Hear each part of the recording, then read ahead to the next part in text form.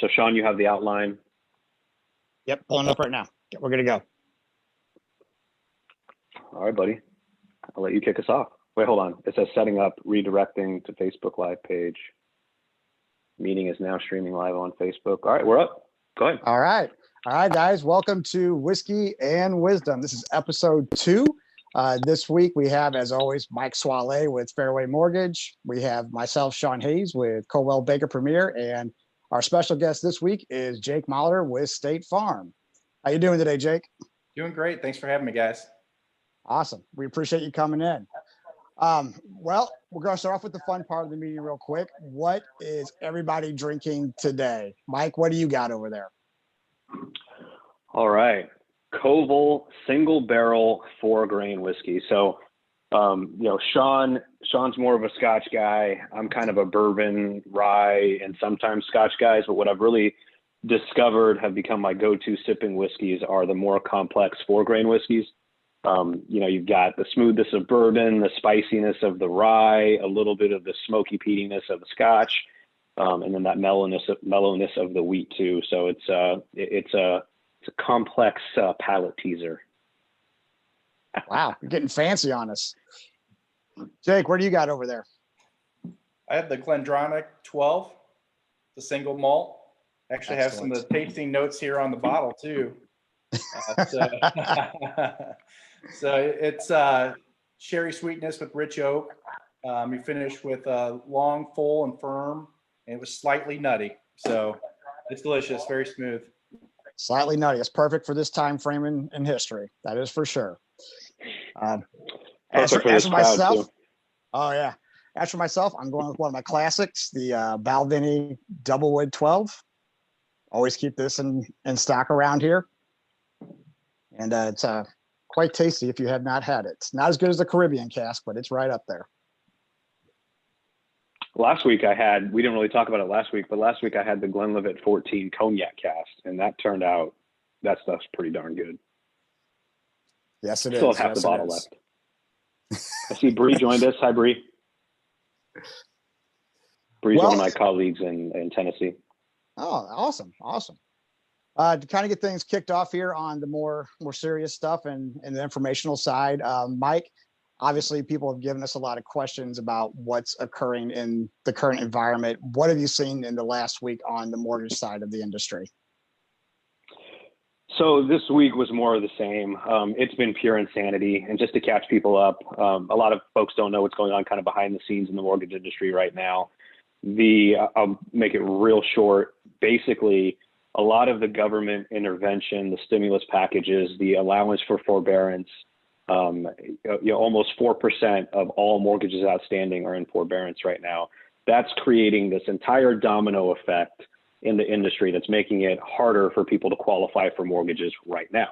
And I know you two are both active in this industry and kind of know what I'm talking about as well.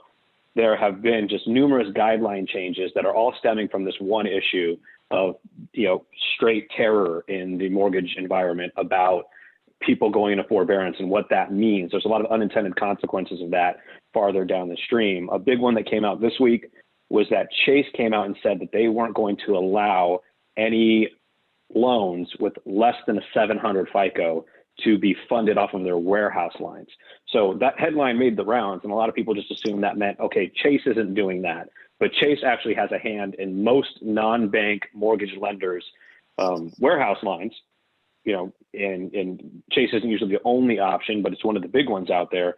And so the concerns are that the other lenders who are lending money to lenders to then go and lend are going to say, well, hey, if this is where Chase is drawing the line, tell me why we shouldn't draw the line here too.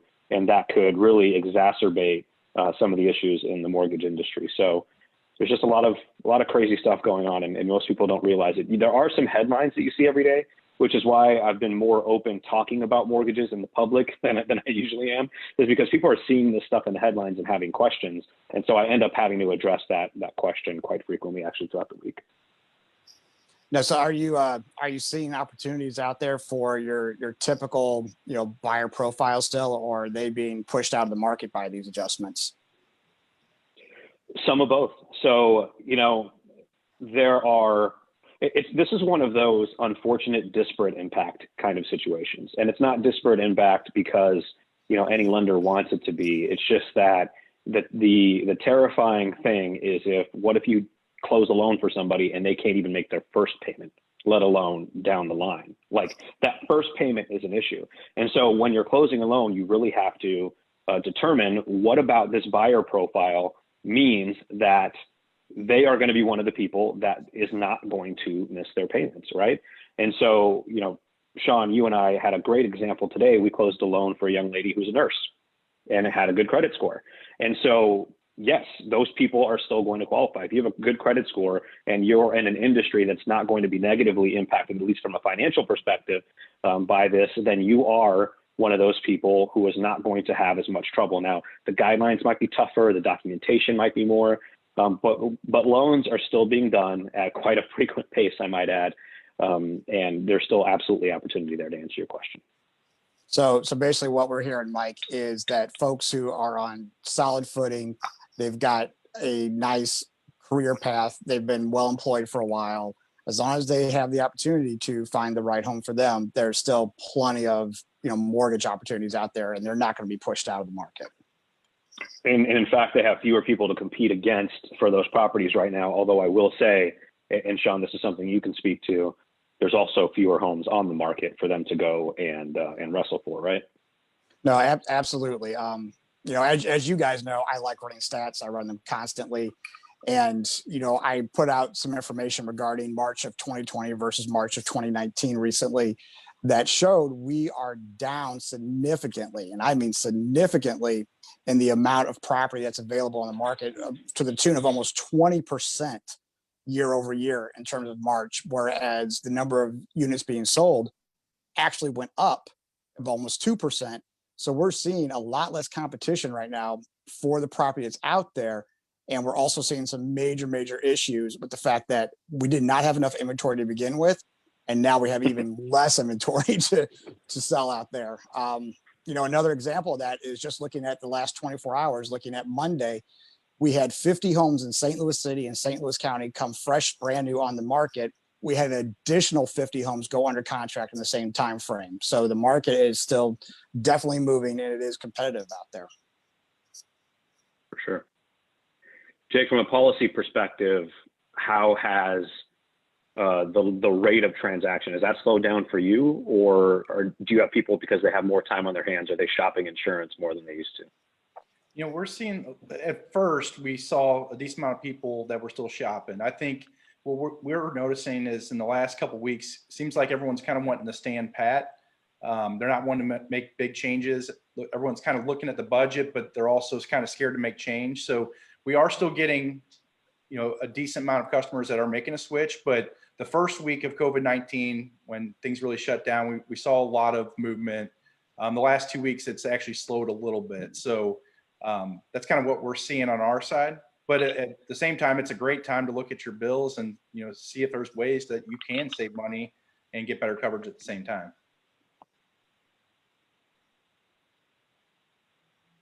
Awesome. Sean, where do we go from here? Are we ready to dig into those refunds?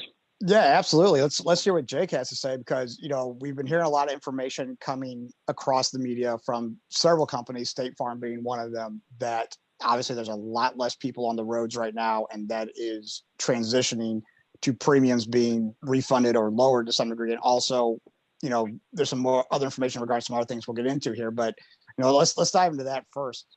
Jake, you kind of take the reins from here and tell us what the truth is versus what we're hearing out there. Can I interject one thing real quick?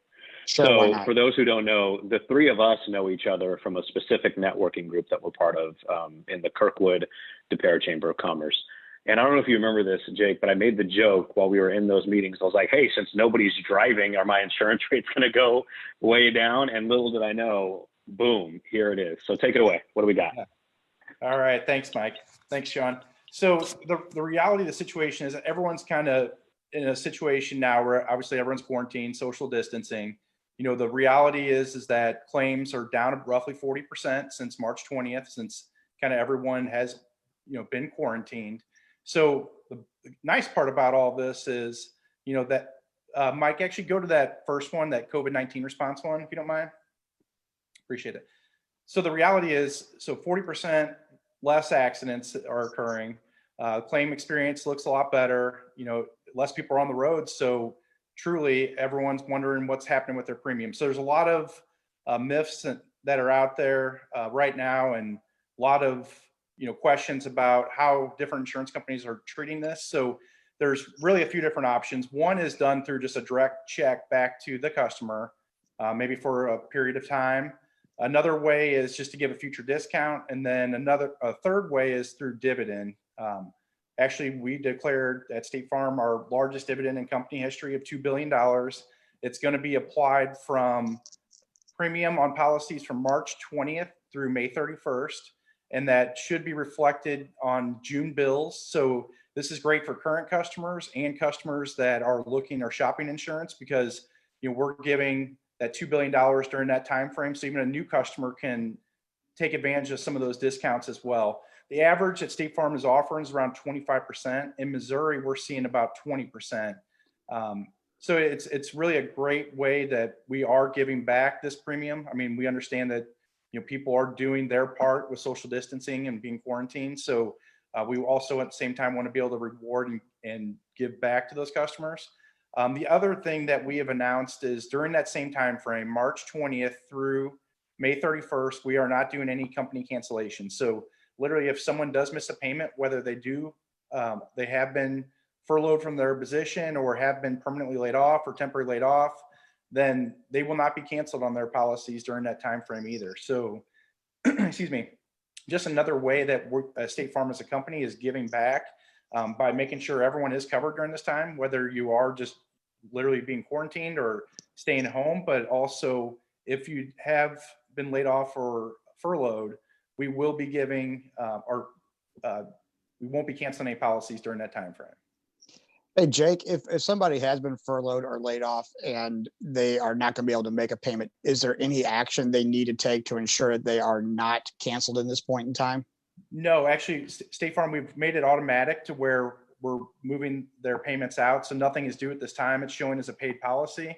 And then if they decide to take advantage of those, of prolonging that payment and skipping a payment or two, then during that time, the trailing 3 months, that payment or payments will be spread out over those 3 months. So it'll give everyone time to get back on their feet. They won't have any lapses or gaps in insurance, be fully covered during the time, but also, like I said, given roughly 20% back. And then the one part that I didn't even mention is through a State Farm, other companies call it something different, but we call it our Drive Safe and Save program. So with Drive Safe and Save, you can get up to another additional 30%. And one of the big factors there is the amount of miles that you drive. So some big factors that go into that discount are miles that you drive, it's fast accelerations, hard brakes, just some other factors that go into it. So there's cornering, texting, driving, distracted driving, and like I said, the miles. So if you're truly not driving many miles, there's another great discount on top of that 20% in the dividend that you can get back. And it could be up to a 50% discount potentially during that time, just depending on driving patterns. So Jake, when you say dividend, how and when exactly am I getting my money? So from March 20th through May 31st, you'll see about a 20% savings, and it will hit, that savings will be applied to that June, starting in June on that June bill then. Okay. Now you mentioned how, this is a dividend specific because, there's less payouts going on, less driving is happening. But what about the long-term effect of this? So is the dividend it, or because I might have a prolonged period here where I used my car less, or is that going to go into the calculation for future premiums? Should we expect, not just from State Farm, but across the industry, lower premiums? And so that's question number one. Question number two is, how does all of this affect homeowners insurance? Sure. So, excuse me. We have also filed a decrease with Missouri State on May 18th. State Farm was planning on doing a 4% decrease on mutual policies. So we have been seeing a trend down in insurance premiums, especially within State Farm in Missouri. Over the last 2 years, this is actually our 5th rate decrease. Now, as far as how this is going to be treated on the future, if this does go past May 31st, I think that will be reevaluated as company specific to see if that's going to be something that will be prolonged to make a longer period of a discount and when that discount's applied. But the trends are, especially within State Farm, that premiums have been decreasing due to a lot of operational efficiencies and other things we've been doing as a company. But long-term specific from this, I don't see this necessarily just driving rates down permanently. I think this is more of a temporary offering based on just the amount of driving that the average U.S. consumer is doing at this time. Any impact to homeowners policies? Is that, I know we're all in our homes more. So what is the effect of us being in our homes more on long-term homeowners insurance rates? Yeah, the homeowners has been unaffected. So we haven't seen any changes there as far as future premium, nothing as far as considerations of reduced premium just on being in the home more. I know a lot more people are working from home, but we haven't seen any changes in immediate premium from this on the homeowner side at this time. Okay. Right. So hey, obviously, Jake, go ahead, sorry. Okay, yeah, Mike, no worries. So Jake, we've got a question from Monique on Facebook Live here. She just wanted some clarification about the scenario with the auto insurance about it. It will actually be a credit on the June bill as opposed to a refund check coming, correct? That is correct. Within State Farm, that's how we're treating it. That is correct. Great. Thanks for joining us, Monique. Mike, back to your question, buddy. Yeah, I was just trying to anticipate, what could be different about us all being home right now. Obviously, being home doesn't affect whether a thunderstorm or hail, hurts your roof or, does damage to your property. But, and it's really early to know really all of the long-term effects. But I wonder if we could see, and I don't know how much of homeowners payouts are due to what issue. And maybe that's something you could talk a little bit about is, for the payout expense for insuring somebody's home, what are the top things that you pay out for? Roofs, storm damage, that kind of thing. What about has there been or could there be a reduction in break-ins because everybody's home and nobody's leaving the house? Are there anything like that you could think of that could affect it? Yeah, so about 95% or so of claims that we see in Missouri are wind and hail related, storm related. Okay. And that's not going to change. Yeah, probably not a drastic amount, but to your point, Mike, there could be less break-ins, especially if someone has an alarm system and people are just home working from home all the time. Because most of the break-ins that we see from the burglary side are during the day, during daylight when people are at work. So you could see some potential decreases there, but I don't think it would be significant because just of where we're located geographically in the country, roughly 95% of claims are wind or hail related. Okay. So Jake, awesome. are there? So just to recap. Yep, go ahead, Mike. I was just going to recap real quick. So for those because people are jumping off and on here, refunds coming June. It's going to be a credit on your bill, so it'll offset a good portion of your premium. It's not a physical check that you're going to get in the mail. And Jake, you feel like that's pretty universal, not just with State Farm, but across carriers. Most people are going to deal with it that way. Yeah, for the most part, that's what we're seeing. There are maybe a couple carriers are doing a direct check, but mostly it's been towards future premium. And I've seen even some carriers were waiting till the next renewal. So if a renewal fell, say in March, then they may not even see that credit till September. So there's a lot of competitors are doing it different ways. But as far as we're concerned, we're doing it to future premium in the form of a dividend, and we should see that on bills starting in June. That's great. Awesome. So Jake, besides the homeowners insurance and the auto insurance facets, are there any other things that people need to be thinking about in this current environment that come along with the insurance industry in terms of coverage or, maybe some aspects we're just not thinking about during this conversation?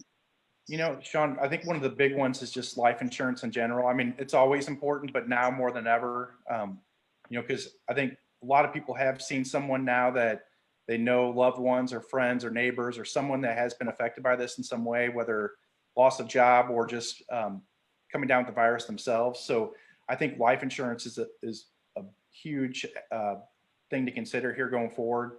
And like I said, always in the past too, but now more than ever, just because you never know when something can happen. And this virus has just been taking a toll on a lot of people, unfortunately. And we have actually made some adjustments to underwriting to where we're trying to do less physicals and do more third-party verification on life insurance as well. So doing more on the medical record side and prescription drug history, and more on the phone questionnaire side, and trying to do less on the physical, not only to protect our customers, but also the services that we use that would come and actually administer the physical in home or at work. So we're trying to protect everyone involved here and do less on the physical side and still make a very concise decision from the underwriting standpoint. Oh, sure. And then what about, obviously everybody's got the thoughts of small businesses on their minds right now and trying to support their local community. Is there any aspect of this that local businesses need to be considering when it comes to the insurance portion?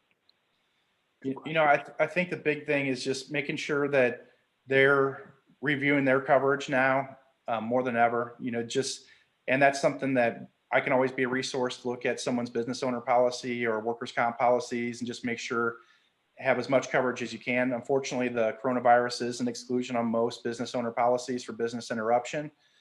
But at the same time, it's a great time just to review what you have and see if there's any gaps or missing links in that coverage, because you just don't want any surprises on top of this COVID-19. So how did COVID-19 become an exclusion?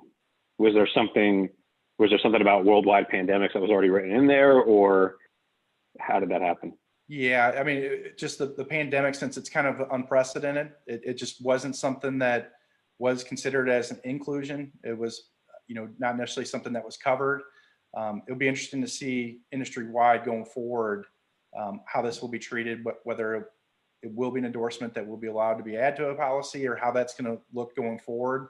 But just because it is unprecedented, it's the first time we've really seen it. So, right. But I would say will be reevaluated, but it's just a matter of whether that can be included in a business owner policy or as an endorsement on a policy going forward.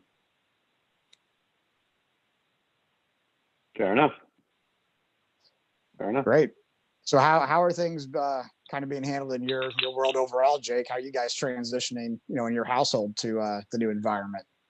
Yeah, so I mean, our whole office is working remotely now. So something our office did, this is about our 5th week now, I think, that we've all worked remotely. So yeah, we're all adjusting to the work-life balance. So my wife, Julie, and I, we have a 3.5-year-old and a 5-month-old. So it can definitely be challenging to manage, business owner, agent, and dad at the same time, and husband. So we're all getting along fine. So everything's going well. It's definitely an adjustment period for everyone, and it's been quite an interesting time, I could say the least, because Julie works full time too. So we're kind of balancing, doing a little bit of everything. Absolutely. Do you guys have separate offices in the house? Yeah, kind of. So we kind of just switch off with who has the kids and who's working and who's watching kids, really. Look at each other's schedule each night, the night before, and really just figure out, do a lot of time blocks, put it that way. Yeah. The kids are definitely the portion we got to make sure we have under control so we can still do our real jobs, right? Yeah, exactly. And we just find ourselves working more after hours, like after they go to bed, and just catching up on email throughout the day and doing what we can there. Yeah, like I like to tell people, Jake, they ask me if I work in evenings. I go, well, we don't have dance or baseball or wrestling or after school activities right now. So we definitely have the time frame to get it accomplished. Yeah, exactly. Well, awesome, guys. Jake, I think that was great information. Hopefully everybody learned a thing or two. I know I did, just because I was really curious about all this stuff. So I figured other people would be too. Anything else that we need to be thinking of from an insurance standpoint, or can we put that conversation to bed? What do you think?